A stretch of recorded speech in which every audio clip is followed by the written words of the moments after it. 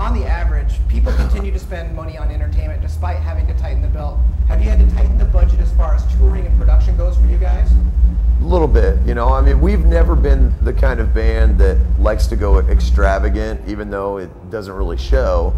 But we've always been really smart, you know. I mean, when we build something, it's ours. You know, we don't have a company build it and then they rent it to us. We have something built and we pay for it in full, and then it's ours. So it's ours forever.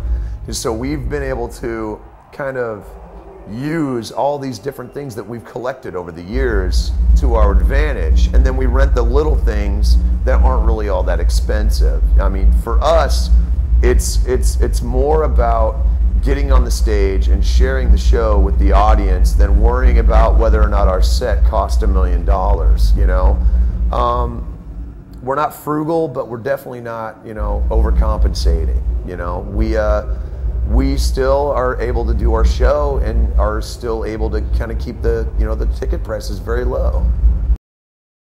How much work do you do at home before meeting to record an album, before you head to the studio?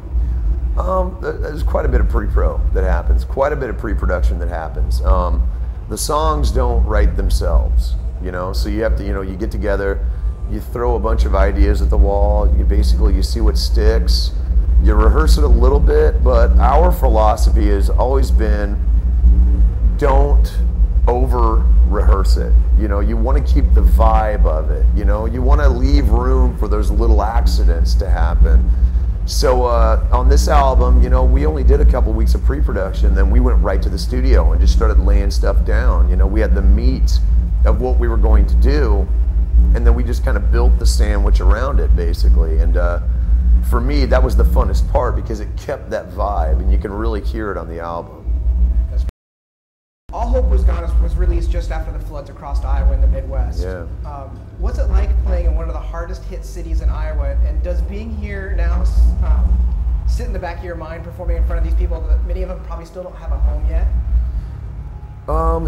Yeah, a little bit. You know, I mean, obviously, I mean, it hit Des Moines as well. You know, I had to drive a lot of people out. I took a lot of people into my house who, you know, their houses had been destroyed by the flood down there. So they're still living with me. You know, I've got like flood refugees in my house, like taking care of stuff. So